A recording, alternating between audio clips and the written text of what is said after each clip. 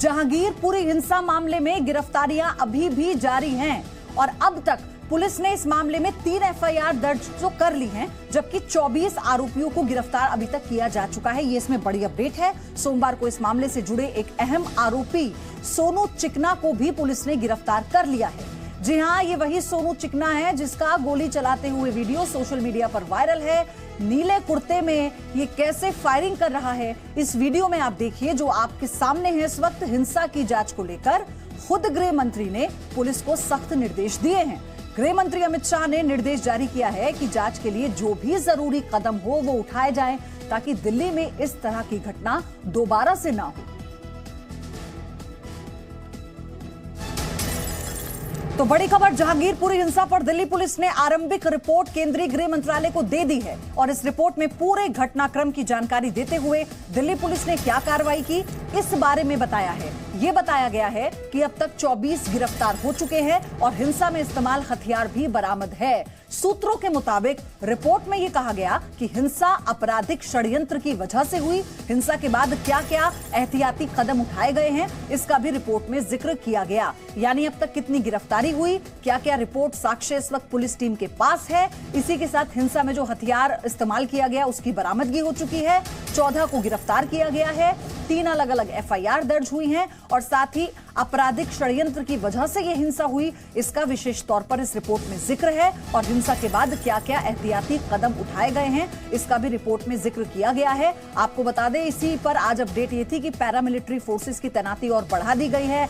5 sectors में बांट दिया है इस पूरे इलाके को, ताकि शांति कायम रहे। कल जब पुलिस टीम पर पथराव हुआ था, उसके बाद से ये सुरक्षा घेरा और सख्त कर दिया गया है और बढ़ा दिया गया है।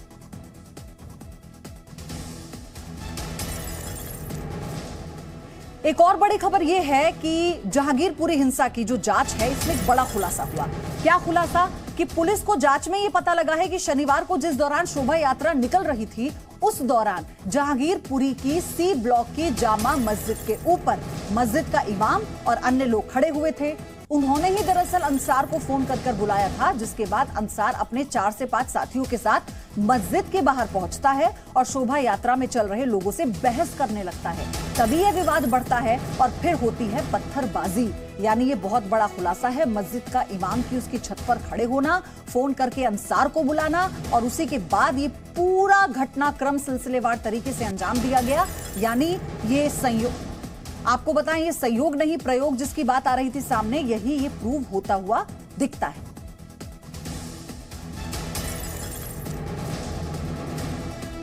तो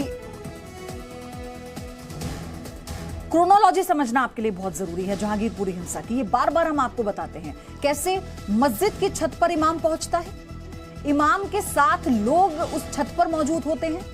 मस्जिद से अंसार को फोन किया जाता है, अंसार भीड़ को बुलाता है, भीड़ के साथ मस्जिद पहुंचता है अंसार। शोभा यात्रा में लोगों से वो बहस करता है और बहस के बाद शुरू होती है पत्थरबाजी। पत्थरबाजी हिंसा में तब्दील हो जाती है। ऐसे इस पूरे प्रकरण को अंजाम दिया गया, ऐसे इस पूरे उपद्रव को अंजाम दिया गया कि कैसे मस्जिद के ऊपर छत पर लोग खड़े थे, कैसे इमाम ने फोन करके अंसार को बुलाया। और ये जो पूरी हम आपको क्रोनोलॉजी समझा रहे हैं, ये दिल्ली पुलिस के सूत्रों के मुताबिक है, क्योंकि जो जो इनपुट्स मिलते रहे हैं, किसी भी बात को बिना फैक्ट्स के हम आपके आगे नहीं रख रहे।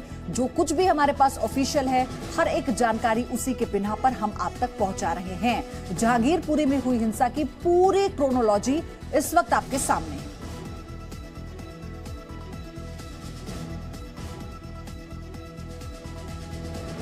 जहांगीरपुरी हिंसा की जांच में एक और बड़ा खुलासा हुआ है। पुलिस को जांच में पता लगा है कि शनिवार को जिस दौरान शोभा यात्रा निकल रही थी, उस दौरान जहांगीरपुरी की सी ब्लॉक की जामा मस्जिद के ऊपर इमाम और अन्य लोग खड़े थे।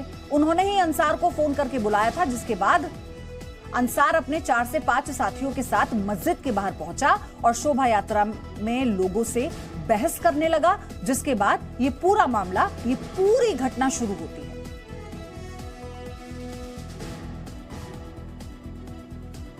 तो ये एक बहुत बड़ा इनपुट है और आपको बताएं, दिल्ली पुलिस सूत्रों के हवाले से ही ये पूरी जानकारी हम आप तक पहुंचा रहे हैं कि अंसार ने कैसे भीड़ बुलाई और जो शोभा यात्रा निकल रही थी उसका जो आखिरी जत्था था, यानी लास्ट वाला, जिसमें लोग कम थे और ये रहा कि और भीड़ अगर होगी तो इनसे ज्यादा हो जाएंगे, ये बड़ा मामला हो सकता था। लेकिन कैसे आखिरी जत्थे को टारगेट किया गया, पहले बहस हुई, बहस फिर कैसे आगे चल के ये बड़े बवाल में बदल गई, जो पत्थर रखे हुए थे पहले से वो फिर बरसाने शुरू हो गए, फिर लोग इसमें चोटिल होते हुए कैसे एक दूसरे की खून के प्यासे बने।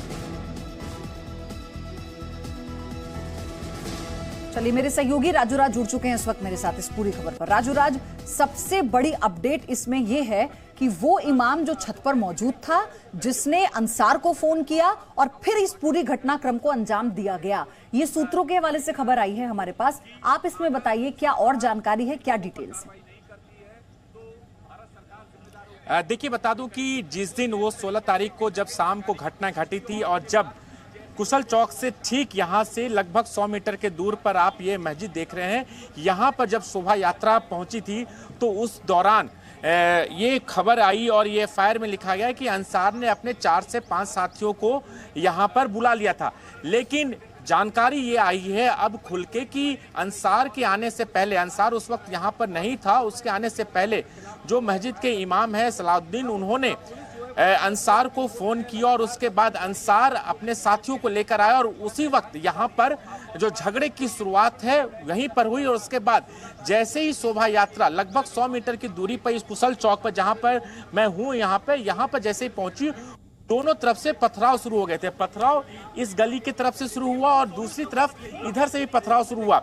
और इसमें एक सबसे जो महत्वपूर्ण बात है कि इस पूरे मामले में एक आरोपी को जब पकड़ा गया था, उस आरोपी ने पुलिस को अपनी पूछताछ में बताया कि वो कबाड़ का काम करता है और घटना वाले दिन काफी संख्या में बोतल उससे लिए गए थे।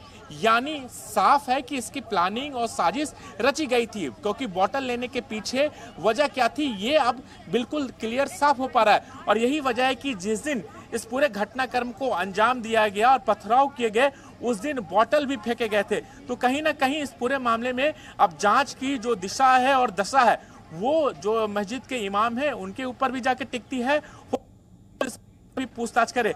लेकिन अभी की तो तस्वीर बता दूं पयोधी कि कल जब यहाँ पर पथराव हुआ था और पथराव के बाद एहतियात के तौर पर पुलिस ने यहाँ पर एक बड़ी कार्रवाई की है कि चूंकि आसपास के जो तमाम जगह हैं, जो सी ब्लॉक और ये डी ब्लॉक, CD ब्लॉक के अंदर जो भी रास्ता जाता है, उन तमाम रास्तों को यहाँ पर पुलिस ने बैरिकेड कर दिया गया है ताकि मीडिया अंदर ना पहुंचाए। जो लोकल लोग हैं उनसे पूछताछ करके ही अंदर जाया जाता है। तो कहीं ना कहीं पुलिस भी अब काफी सतर्क हो गई है और पुलिस की कोशिश है जो लोग अंदर हैं वो अंदर ही रहें और जो मीडिया वाले जो अंदर जा रहे थे इस पूरे मामले की चीज लोगों से जुड़े हुए बातचीत करने के लिए, उन्हें भी यहाँ पर रोक दिया। और चारों तरफ आप ये देखिए पुलिस की सिक्योरिटी काफी बढ़ा दी गई क्योंकि कल यहाँ पर पथराव हुआ था। पथराव के बाद ऐसा लग रहा था कि स्थिति एक बार फिर तनावपूर्ण हो जाएगी, लिहाजा एहतियात के तौर पर दिल्ली पुलिस ने अपनी तरफ से ये कार्रवाई कर दी है और फिलहाल पुलिस की जांच जारी है। पुलिस के तमाम जो बड़े अधिकारी हैं इस यहाँ पर लगातार मॉनिटर कर रहे हैं। इस मामले में जो दिल्ली पुलिस की टीम है बंगाल पुलिस से भी संपर्क में, क्योंकि अंसार पश्चिम बंगाल के हल्दिया का रहने वाला है, वहां के से पुलिस के से भी संपर्क में है। तो पुलिस अपनी जांच आगे बढ़ा रही है। लेकिन जिस तरीके से इमाम जो मस्जिद के इमाम हैं उनकी भूमिका भी सामने आई है कि उन्होंने फोन करके बुलाया था, उस एंगल से भी अब इस पूरे मामले की तफ्तीश की जाएगी। जी ठीक है राजू राज, आप बने रहिए हमारे साथ। अभी इसमें 5 बड़े खुलासे भी अब हम बताएंगे। जहांगीरपुरी हिंसा पर 5 बड़े खुलासे ये हैं कि शोभा यात्रा के दौरान मस्जिद की छत पर इमाम खड़ा था। इमाम ने फोन कर आरोपी अंसार को बुलाया था। अंसार ने ही शोभा यात्रा में शामिल लोगों से बहस शुरू की। हिंसा में इस्तेमाल पिस्टल की सप्लाई लोकल बदमाशों ने ही की थी। मुख्य आरोपी अंसार पश्चिम बंगाल के हल्दिया का निवासी। हरीश झा भी जुड़ चुके हैं मेरे साथ जहांगीरपुरी से, मेरे सहयोगी। हरीश, अभी ताजा हालात क्या हैं आप ये भी बताइए, और साथ ही जो इमाम का नाम सामने आ रहा है, क्या बहुत जल्द अब इमाम पर नकेल कसने वाली है?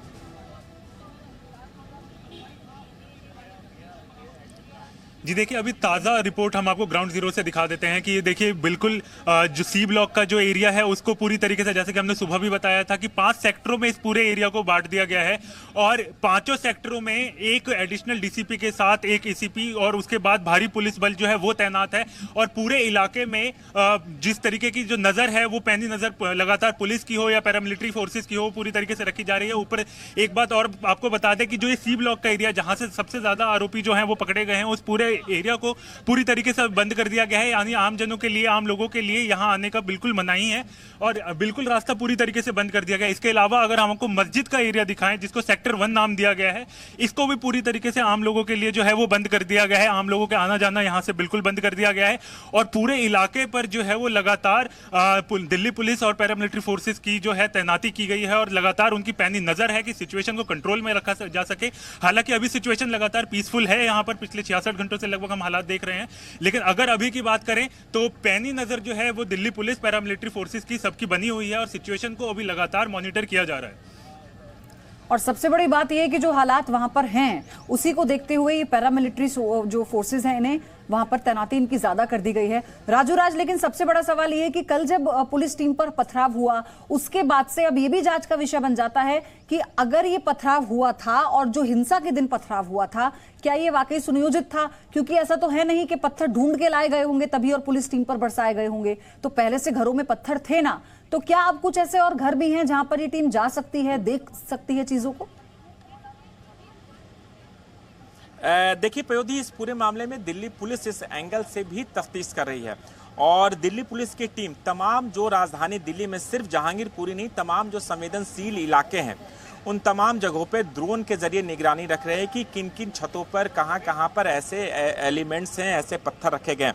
और यहां भी बता दूं कि सिर्फ आपको यहां पर वर्दी वाले पुलिस ही नहीं, सादे कपड़ों में भी पुलिस वाले तमाम गलियों में हैं और इस बात की नजर रखे रहे हैं कि जो घटना घटी उस दिन वो उसकी पुनरावृत्ति दोबारा ना हो।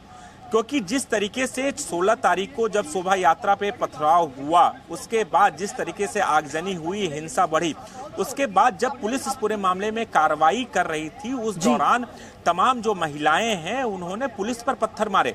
पुलिस के एक इंस्पेक्टर को चोट भी लगी है। तो कहीं ना कहीं पुलिस इस बात को नजर रखे क्योंकि पुलिस के लिए भी एक चुनौती है। हाँ। दूसरी जो सबसे महत्वपूर्ण बात है कि राजू, एक बड़ी खबर आ रही है, बड़ी अपडेट और है, फिर मैं आपके पास आ रही हूं। बड़ी खबर यह है कि जहांगीरपुरी हिंसा से जुड़ी हुई है मामले में दिल्ली पुलिस ने वीएचपी और बजरंग दल से जुड़े शोभा यात्रा के 2 आयोजकों के खिलाफ भी एफआईआर दर्ज की है। एफआईआर में पुलिस ने दावा किया है कि शोभा यात्रा बिना पुलिस की इजाजत के निकाली गई थी और अब इन 2 लोगों के खिलाफ यानी 2 आयोजकों के खिलाफ एफआईआर दर्ज हुई है जो बजरंग दल और वीएचपी से जुड़े हैं। ये एक और बड़ी अपडेट है इसमें, जहां एक तरफ 23 लोगों की गिरफ्तारी हुई है जिसमें दोनों मुख्य आरोपी भी हैं और 100 से ज्यादा लोगों की पहचान हो चुकी है, दंगाइयों की पहचान हो चुकी है। उसमें ये बड़ी अपडेट है कि वीएचपी और बजरंग दल से जुड़े 2 आयोजकों के खिलाफ एफआईआर दर्ज हुई है क्योंकि पुलिस का यह दावा है कि शोभा यात्रा बिना पुलिस की इजाजत के निकाली गई थी। राजू राज लगातार जुड़े हुए हैं मेरे साथ। 15 अप्रैल को प्रेम शर्मा ब्रह्म प्रकाश ने अनुमति मांगी थी। ये पहले अपडेट आप जान लीजिए, फिर मेरे सहयोगी की तरफ जाएंगे। पुलिस ने बताया डीसीपी से अनुमति जरूरी है। इसी के साथ अगले ही दिन बिना अनुमति के लोगों को इकट्ठा किया गया। यह पुलिस का तर्क है जो पुलिस ने अपनी बातें कही हैं। अपनी मर्जी से गैर कानूनी जुलूस निकाला गया। जुलूस से 2 समुदायों में संघर्ष की संभावना थी। एफआईआर में ये सारी बातों का जिक्र है। तो आपको बताएं, प्रेम शर्मा ब्रह्म प्रकाश ने बिना अनुमति के जुलूस निकाला। ये दोनों नाम है, प्रेम शर्मा और ब्रह्म प्रकाश, जो बजरंग दल और वीएचपी से जुड़े हैं। इन्हीं दोनों आयोजकों के खिलाफ एफआईआर दर्ज की गई है और एफआईआर में जो लिखा था वो हमने आपको बताया।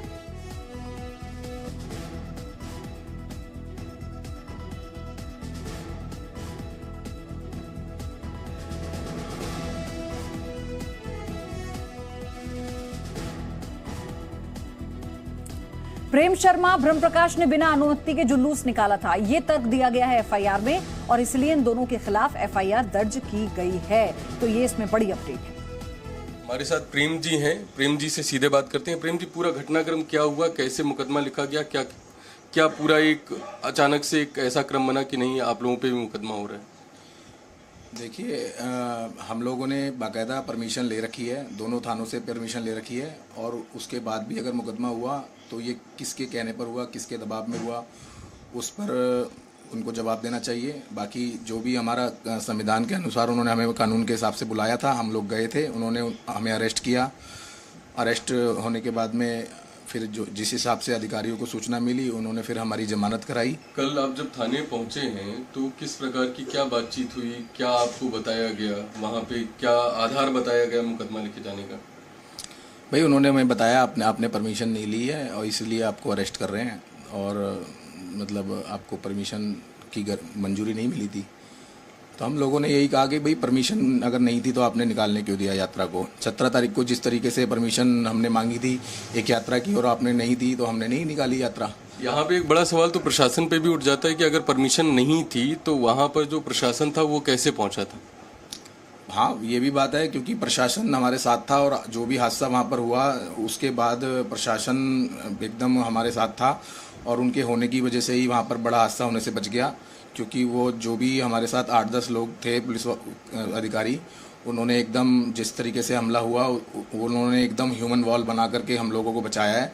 क्योंकि जब पथराव हुआ था बाइकें सब एक दूसरे के ऊपर गिर गई थी, और उस जगह में चारों तरफ पत्थरबाजी हो रही थी, ऊपर से पत्थरों की बारिश हो रही थी, और जो भीड़ एकदम उस साइड से हम पर अटैक करने के लिए आई, तो हम लोग समझ नहीं पा रहे थे क्या करें। लेकिन पुलिस ने जो हमारे बीच में आकर के उसको रोका है, उन्होंने एकदम चैन बना करके जो उनको अंदर धकेला है वापस, तो वो बहुत काबिल तारीफ़ है। और उनकी वजह से जो मतलब काफ़ी लोग बच गए, नहीं तो जिनको अभी जो इंजर्ड हैं उससे ज़्यादा कुछ हो सकता था। आप लोगों ने कल एक जानकारी दी है कि आप लोगों की तरफ से 22 से 25 लोग घायल हुए हैं, सबकी एक MLC रिपोर्ट भी जारी हुई है। अभी सही सूचना मेरे पास नहीं है, बाकी आज शाम को अपने कार्यालय से इसकी सही सूचना आ जाएगी। बस इतना ही मैं कहना चाहता हूँ। तो फिलहाल अब तक की इसमें अपडेट है, इस पर हम बने रहेंगे। बड़ी खबर पर हर एक जानकारी आप तक हम पहुंचा रहे हैं। एक ब्रेक लेना है। Presenting B News app available on Google Play and App Store. Download it now.